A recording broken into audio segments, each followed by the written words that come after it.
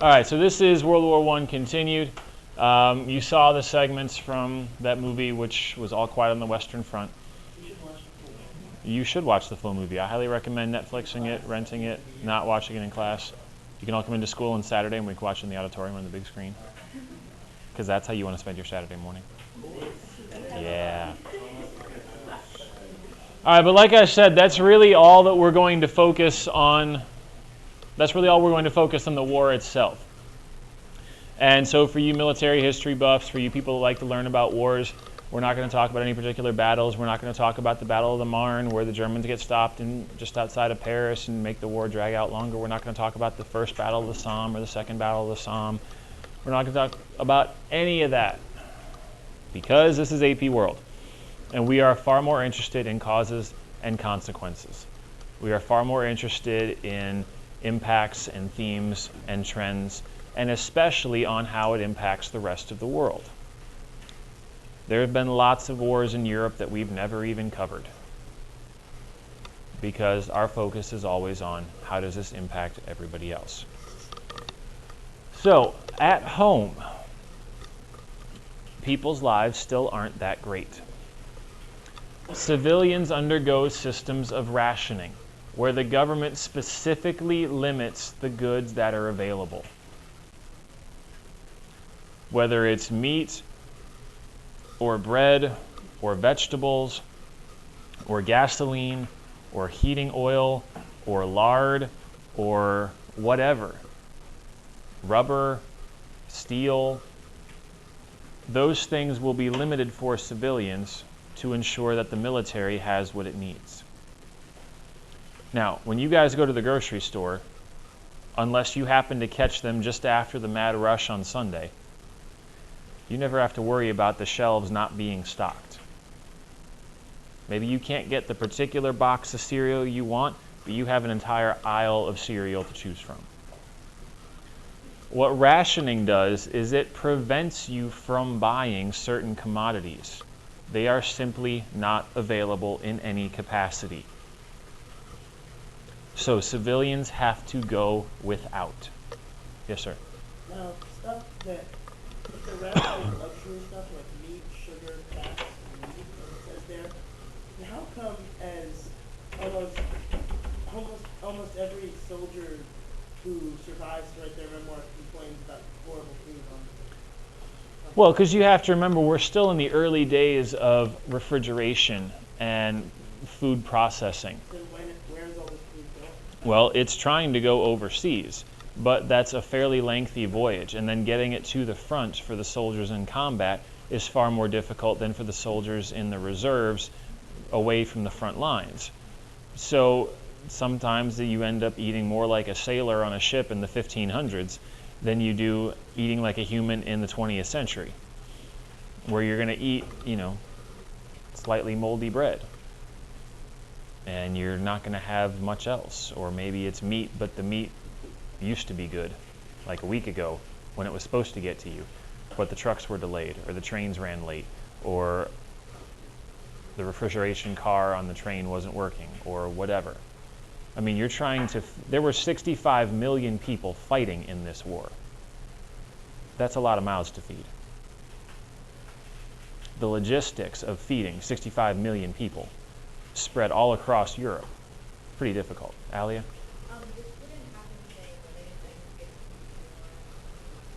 Today, we are not going to have a 65 million person confrontation. Armies are more scaled down, they're more precise, they're more tactical. So short of some sort of epic World War III, where entire nations go to war with entire other nations, and a system of alliances kicks in, and multiple nations now join each side, we're probably not ever going to see another conflict like World War I or World War II. Yeah, let's not invade China. No, in World War I, they said, yeah, this is awesome, let's go. But like we talked about last class, James said they also called it the war to end all wars because they really didn't believe anything like this would happen again. Right. Because once they got over the initial joy of, yay, we're killing the Frenchies or, whatever, and look how awesome we are, and a 6-month war turns into 4 years, at that point, the shock and the horror and the trauma kick in, and people are like, I hope this never happens again. That's true. All right, so other things that happen on the home front. Victory gardens go a long way towards offsetting the rationing. If you can grow your own lettuce and carrots and tomatoes and beans in your backyard, you don't have to worry as much about the rationing system impacting you and your family. Plus, if you can grow more of your own food, you have to buy less at the store. If you're buying less at the store, they can send more food to the soldiers, which is why they call these things victory gardens. You are doing your part to help your country win. And if we jump down to the bottom one real quick, propaganda is used heavily by every country involved to make civilians feel like they are contributing to the war. You may not be holding the gun, or throwing the grenade, or driving the tank, or flying the plane, but you are playing a critical role by not wasting food, by growing your own, by not trying to get products when they're not available. You are doing your part to help your country win. And you see all these propaganda posters.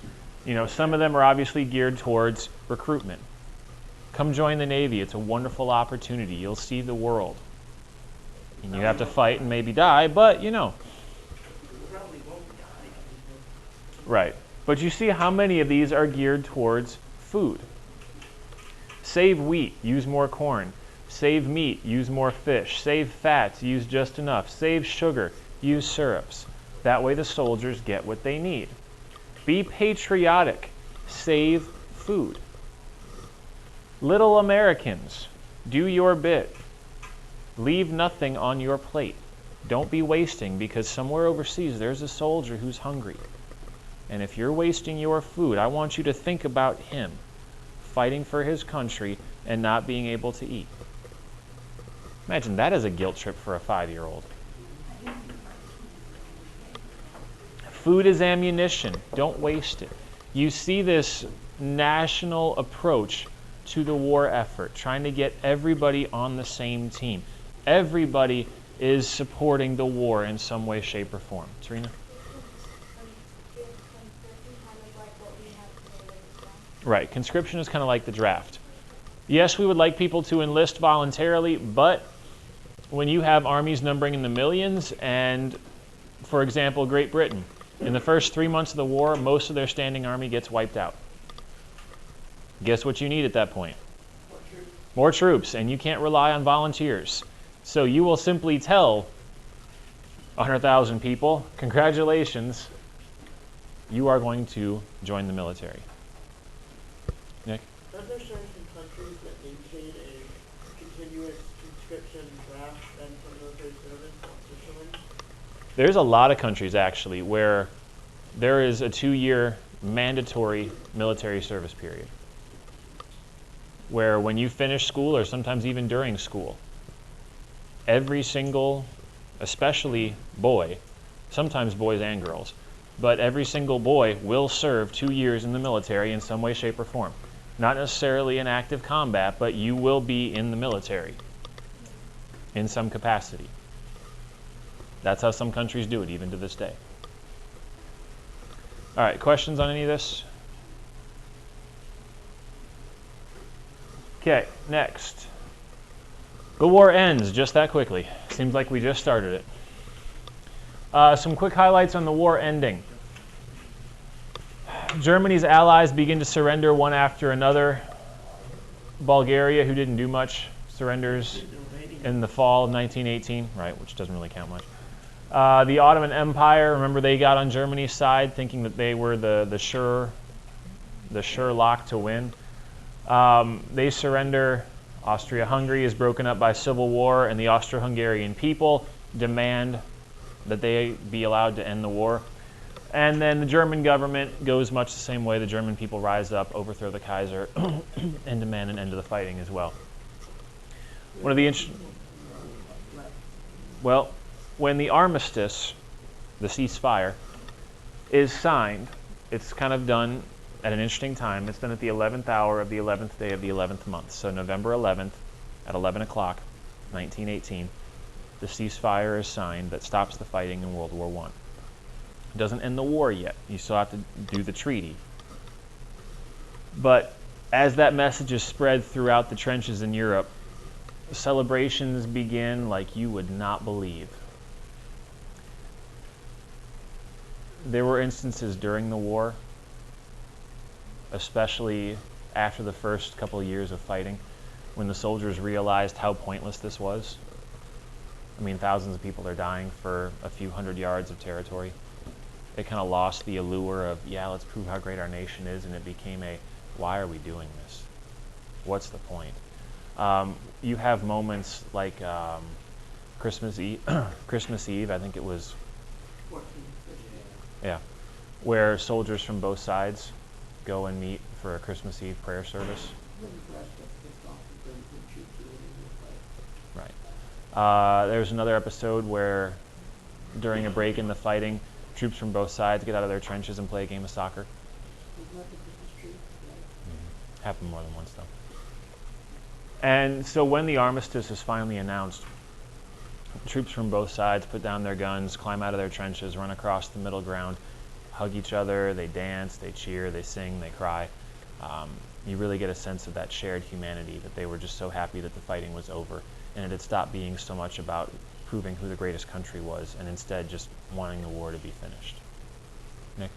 No, was really much of a trench war anymore, the offensive warfare feature? It was, well, I mean, once the trenches are dug, you have to get people out of the trenches, and that's what a good chunk of 1916 was. That was the Battle of the Somme, and I forget what the other big battle. Yeah, Verdun.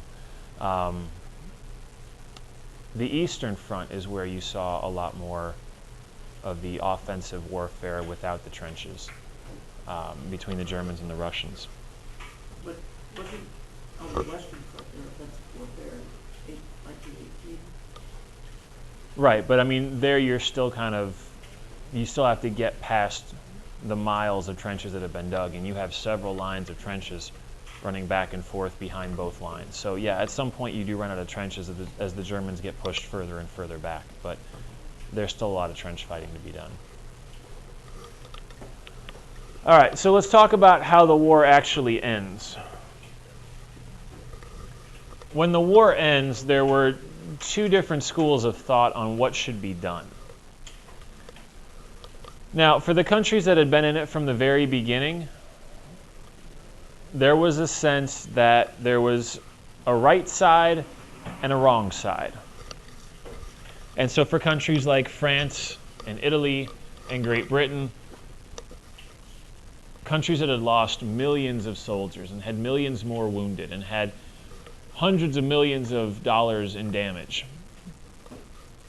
they wanted justice, or at least what they considered justice. They wanted revenge. They wanted repayment. For countries like the United States that came late to the war, we didn't join until 1917, and the war ended in 1918. The war had cost us far less. We had lost fewer troops. We had engaged in fighting for less time. We hadn't had to commit nearly as much money or as many supplies. We were far more willing to be tolerant and lenient and forgiving and just say, can't we all just shake hands and play nice? So you have these two different visions of peace. And we call them the peace of justice and the peace of vengeance. So the peace of justice is Woodrow Wilson's idea, the President of the United States. He had 14 things that he was hoping to accomplish at war's end. And I think I've actually got a copy of all 14 of them on the vision page. And if I don't, I'll put it there.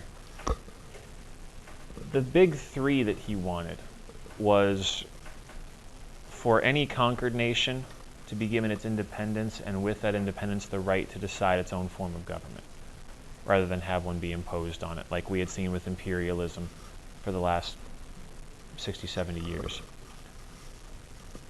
He also wanted some of these countries, like Austria-Hungary, to be allowed to divide. Have an Austria, have a Hungary, let the different ethnic groups have their own home, rather than be forcibly combined. And most importantly, and this is the big one, he wanted to create a global organization whose sole purpose was to prevent anything like this from ever happening ever again. You really want to ruin all my stories, don't you?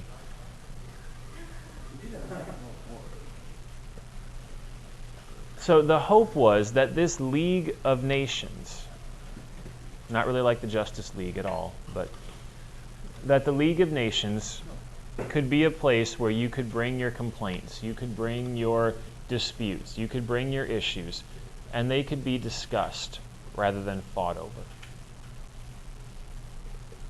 With the hope being then that you would never have a large global conflict again. Now, on the flip side, you have the Peace of Vengeance. And again, Italy, England, France, countries that have been involved in the war since the war began, had lost millions of soldiers, hundreds of millions of dollars in damage and loss, and they wanted payback. They had come to view Germany as the aggressor. They had come to blame Germany for this war. Does that seem entirely fair? Actually, yeah. Because Kaiser Wilhelm was one of the people who tried to get the Austro-Hungarians to declare war on Serbia. It's true. Because he was entirely nationalistic. He wanted to get into war with Russia. It's true. But if we're going to assign blame fairly, who else deserves some? Serbia. Who else? Austria-Hungary. Germany, in the eyes of England, France, and Italy, though, is the only country deserving of blame. And so in their eyes, they want Germany punished. They want Germany stripped of any number of things. They want German territory and colonies taken away. They want Germany to pay for damages. They want to make sure that Germany can never be as strong as it is ever again. Guess which one of these two plans wins when the final treaty is drawn up? Both. The second one. Is there a part of both involved? There's one part of Woodrow Wilson's plan. Woodrow Wilson compromised time and time and time again to keep one point alive. And Italy and France and Great Britain, they didn't want to hear about reconciliation or forgiveness or shared blame. They wanted this to be Germany's fault, and they wanted Germany to be punished.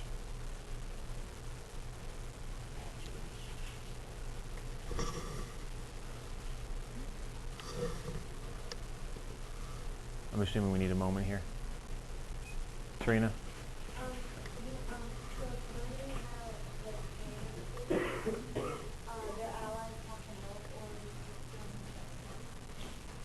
To repay, you mean? Yeah.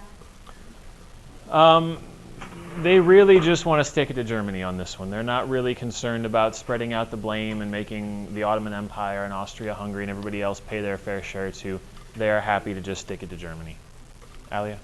Yeah. So this meeting is taking place in Paris, which obviously gives an additional advantage to who? France. Emily?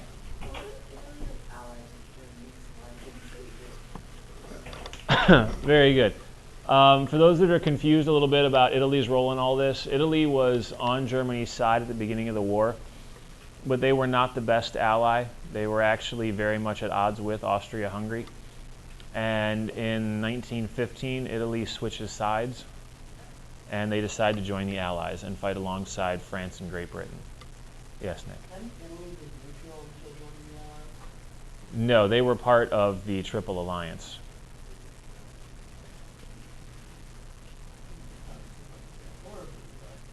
Right.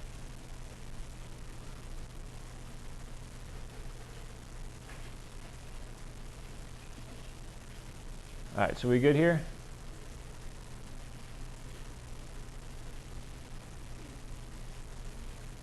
Yes, no, maybe? Okay. Even though I still see people writing frantically, we're good. Okay. Fair enough. I don't really understand how that works, but all right. All right, so here's the treaty then. The Treaty of Versailles, which tells you it was signed where? in France at Versailles. And this treaty humiliates and cripples Germany. This does not contain all of the portions of the treaty, but it contains a fair number. Germany's navy is stripped away. Its army is reduced. They are initially only allowed to have a standing army of 10,000 soldiers. It's later expanded to allow them to have 100,000. But even that 100,000 man army, compared to the armies of 4 and 5 and 6 and 10 million that were being used during World War I mean, even 100,000. You can't defend yourself with 100,000 against an army of 4 or 5 or 6 million. So what this treaty is designed to do is cripple Germany, make them unable to protect themselves. Yes, Nick? Wasn't that army used more of like a police force when Germans started getting all in revolting mode? Yes. Because again, at that time, they weren't allowed to have anything larger. And so they had to find a different use for their military. Paul? What do you mean, like, they had their navy taken away? Did they just, They were not allowed to have. like, what about all the stuff they already had? They were forced to destroy. Destroyed, sold, stored.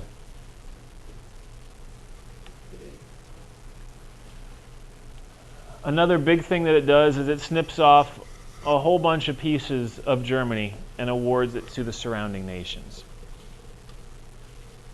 So, to the victor go the spoils. In addition, France is guaranteed Germany's coal production for 15 years. What does that essentially prevent Germany from doing? All right. Anything industrial. I mean, what do factories run off of? What do steam engines run off of? Right. So without their coal supply, their economy is crippled. They lose pretty much all of their overseas colonies, most of which the British were very much interested in gaining, especially in Central Africa. Austria-Hungary is divided up into 2 separate entities, which it remains today. And the last 3 are the big ones. Germany is forced to pay the damage bill for the war. So like if you went and stayed in a hotel and you broke the chair or you broke a lamp or something like that, you would have to pay for that damage, right? Because it was your fault, because it was your room.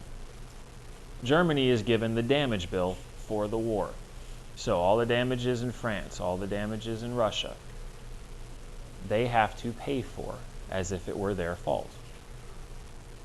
That total is about $32 billion at the time. Now, $32 billion today would still be a relatively significant sum of money. Now, when we measure our national debt in the trillions, $32 billion doesn't seem like much. If you jump back to 1918, $32 billion is an impossible number. It's an impossible number. It's not a realistic sum. It's not money that Germany can just be like, oh, here, I just happen to have it in my pocket. It's not a sum that a country could reasonably come up with. So much like stripping their army down to the bare bones, much like taking away their coal, the goal here is to completely wipe Germany out. And then to add insult to injury, Germany is forced to sign a clause that's included in the treaty in which they admit that the war was their fault. That they assume sole responsibility and all the blame for the war. And then finally, yeah, Sahil?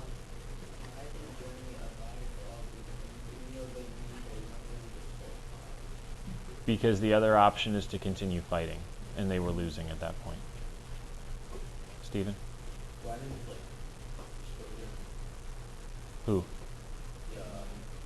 England, France, Italy? Because by that point the war had become so costly that the people, the common people, wanted the war to be done. They were tired of fighting. And so governments didn't have the support to continue on with the war effort. Plus, even the governments, by that point in time, I mean, the governments were exhausted.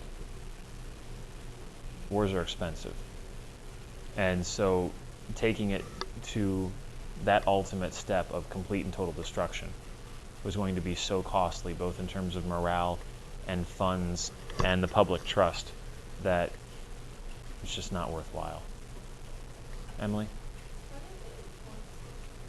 Very good. Treaties must be enforced. Now, how do you make sure that Germany doesn't quietly begin rebuilding its army? How do you make sure they're sending all of their coal? How do you make sure they aren't secretly building ships in their shipyards?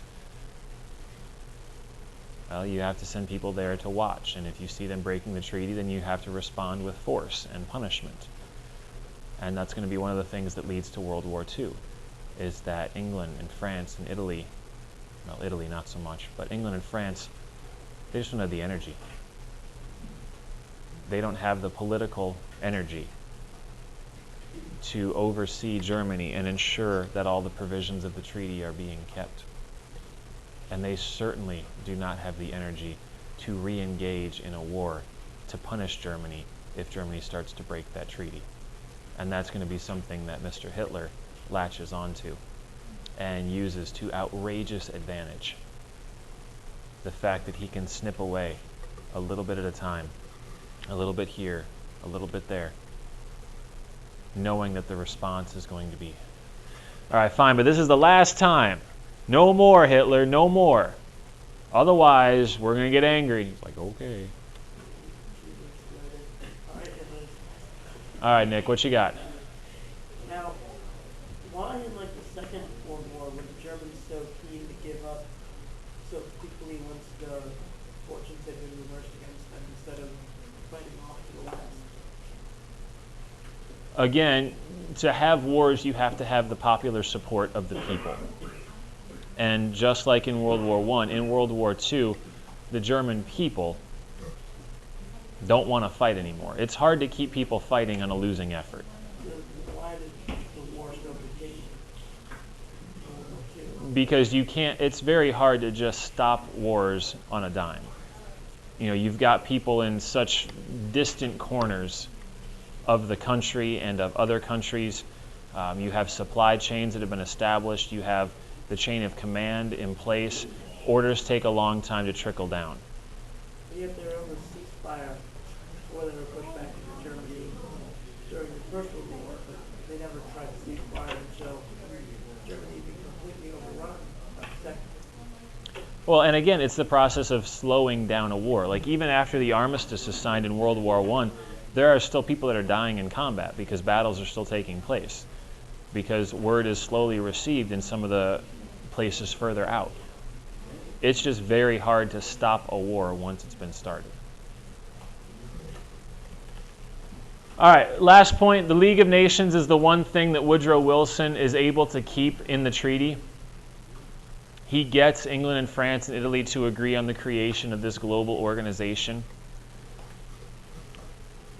They all agree to join it. Woodrow Wilson takes the idea back home to Congress, and Congress says, yeah, Mr. President, that's a great idea. We are all in favor of global peace, but we honestly don't think that Europe is capable of maintaining peace. And if we join the League of Nations, we're going to get sucked back into whatever chaos and drama they end up having again. So we're going to not approve the admission of the United States to the League of Nations. Now, that's all the European Western stuff. Now we get to the global stuff. How does this war impact everybody else outside of Europe? Well, it impacts them a lot. One of the first things that happens as the war breaks out and people begin to recognize just how big this war is going to be, Europeans are called back from the colonies to serve in the military, to serve in the government, whatever. What does that mean for all of their colonies in Africa, in India, in China, in Southeast Asia? What does that mean for the colonies? If the Europeans, many of them, have to pack up and go home, who's going to run the colony? All right, some could revolt or rebel and try to gain control. What's another option? No, machines can't run it. We don't have robots. What's another option? The natives. You know, we talked about the sepoys in India, yeah. Indian soldiers fighting for the British. You see that same sort of thing happening in colonial governments. You use some of the locals because the locals know their country better than you do. Who else to better help you run the country than the people that live there? But what happens is that as the Europeans now have to run back to Europe to fight the war, who's now left in charge? The locals. And so you're going to begin to see a transition of power in the colonies where the locals assume more and more responsibility. Now, they still have to report back to the European country. And they may still have a few European officials on hand. But they're now being given the opportunity to make more decisions. That's going to change the way they view themselves. They are no longer going to see themselves as totally powerless. They are going to begin to see themselves as quite capable of getting along just fine without the Europeans. Nick? No. Why don't European nations just take locals from one colony and move them to administer another? Because that would be totally ineffective. Because the people in Nigeria wouldn't know anything about India, plus the Europeans wouldn't think that highly of Nigerians or Indians to think them capable enough of running a totally different country, because they barely thought them capable of running their own, which is why the Europeans stepped in.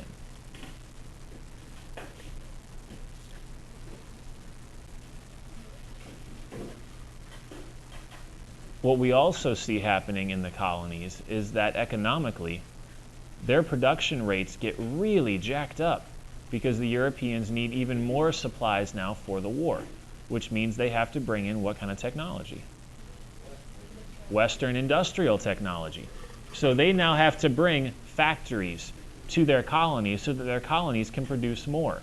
They have to bring steam power and railroads to their colonies so their colonies can produce more. Guess what that's going to mean in the long term whenever the Europeans finally leave? Right, that they will have already been industrialized to a point. They will have some of this technology sitting there, and they will be able to take advantage of it. One of the biggest changes, though, is ideologically.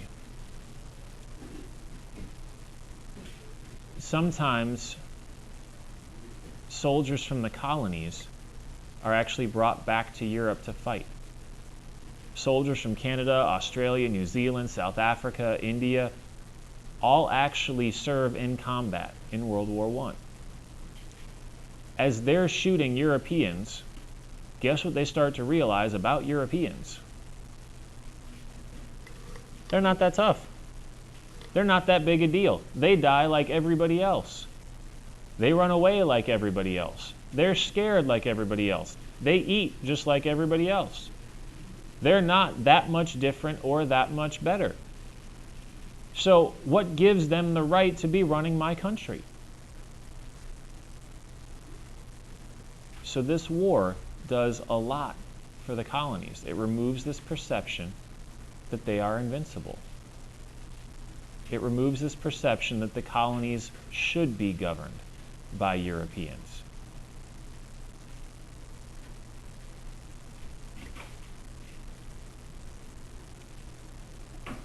If you remove that mindset, what's probably going to happen before too much longer? Rebellion and revolution.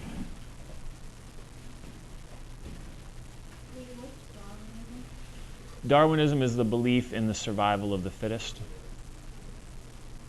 And so they had turned that into a belief that strong countries should survive, and if they happen to take over weaker countries, then that's just the way of nature.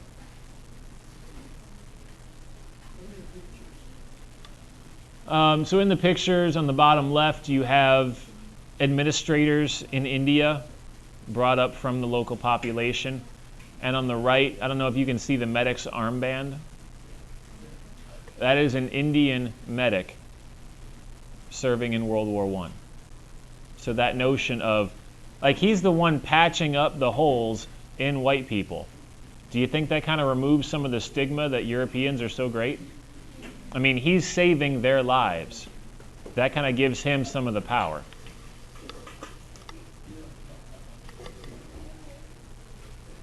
All right, so let's talk about India specifically just for a moment.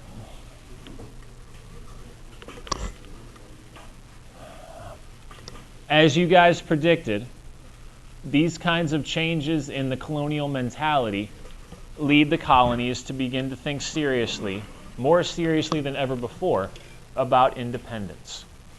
And you are going to see local movements, local political groups begin to agitate, begin to press for more representation, more power, more authority, less European influence.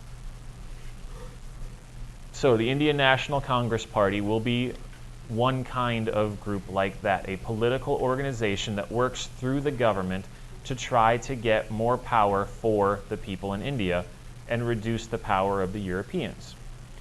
They can do this because many of the leaders of the Indian National Congress Party are Western educated. They actually went to England and went to university there and learned Western philosophy and Western political science and Western economics, and now came back home. Just like people do today. People from all over the world come to our country to go to our schools and then take that knowledge back home to improve their own country.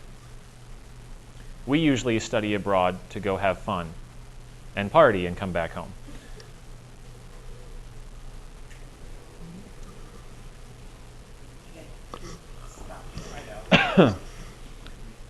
You're also going to see again the shifting Indian mentality towards the British.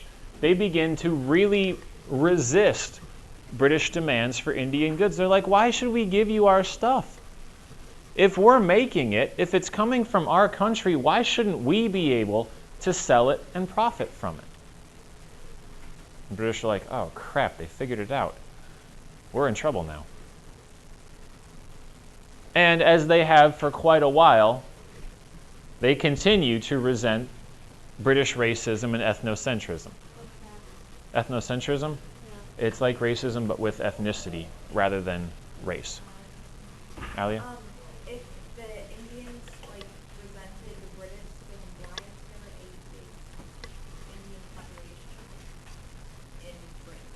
Today? Yeah. Well, because, arguments fade, rivalries heal, disputes end. I mean, it's just like now when we go to Great Britain, nobody gets mad at us for being American and having a revolution 200 plus years ago.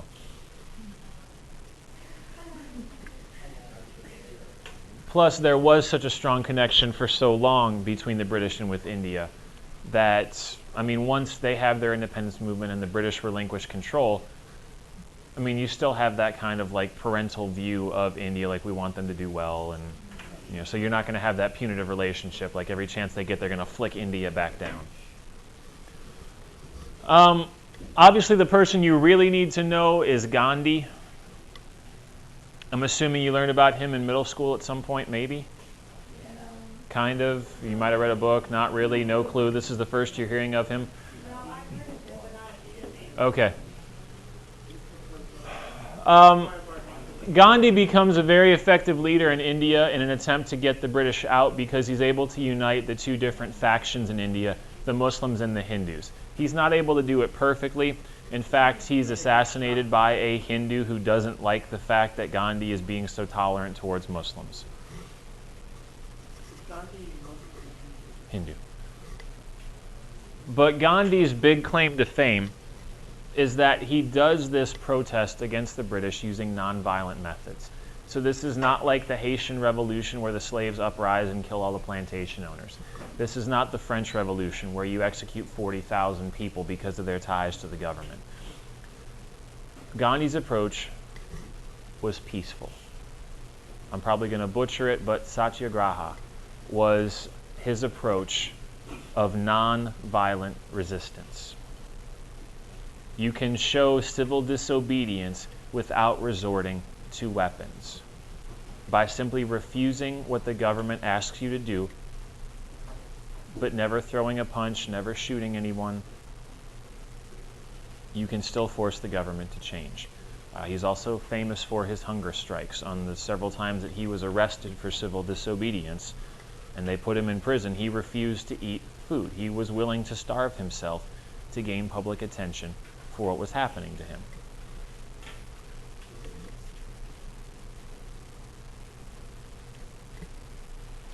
Now, in India, they are successful, and they are able to get the British to give up control of India. Other places were not so fortunate. And for many of the European colonies, they were very bitter when, during the war, Europeans had made promises like, if you help us during the war, if you send us soldiers, if you send us supplies, if you do your part, when the war is over, if we win, you'll be free. Well, the war ended, and the Europeans wanted more colonies, not less. They weren't interested in hearing about independence. So another place where we see this is in the Middle East.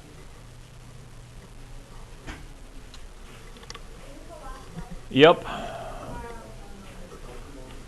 And in the Middle East, Europeans had made similar promises that, you know, when the war's over, we're going to leave you guys alone. We'll give you your freedom. We'll pack up our stuff. We'll go home. You can have your country. You can run it yourself. Won't that be great? When the war ended, Europeans renege on that promise. They go back against their word. Now, we had talked about all different kinds of colonial control: direct imperialism, indirect control, spheres of influence, tropical dependencies. Here's a new one: mandates. Mandates are basically the same thing, they just happen in the Middle East. So what you see here are French mandates in Syria, English mandates in present-day Iraq and Palestine. They divide up the Middle East just like they did China, kind of like they did Africa, except fewer countries involved.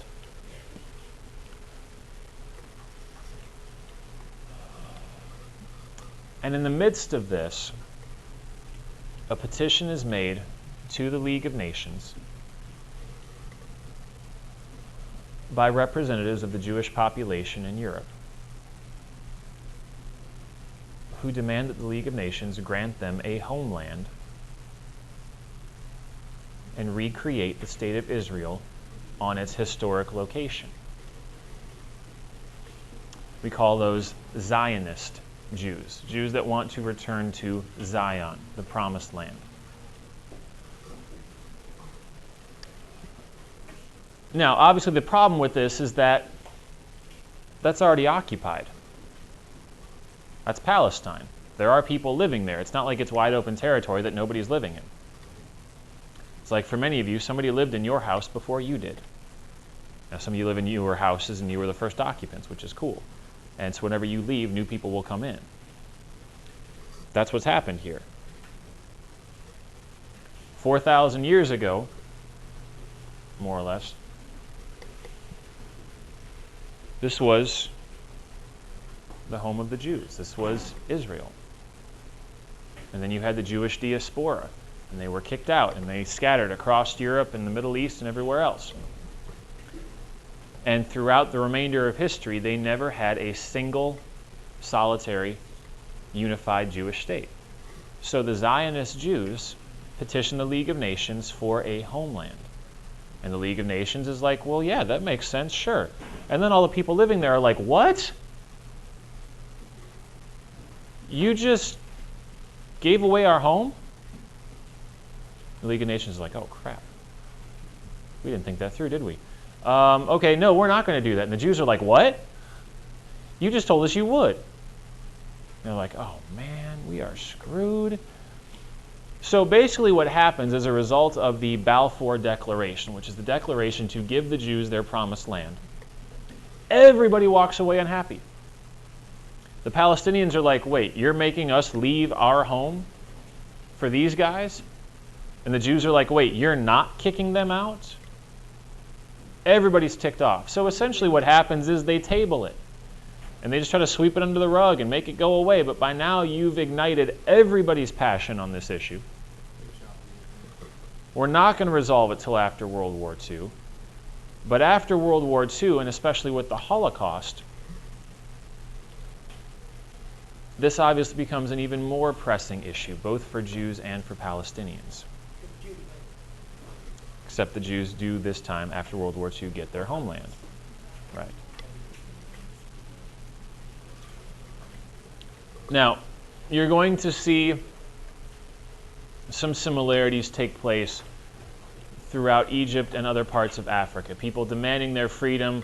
Sometimes the Europeans grant it. Most of the time, they do not. So if you didn't read the back half of chapter 28, I strongly encourage you to, because that's all this stuff. It's all the global effects of the war. I'm sure you enjoyed the first half of the chapter because it was all fighting and trenches and bang bang. You really need to read the back half of the chapter to understand all the rest of this.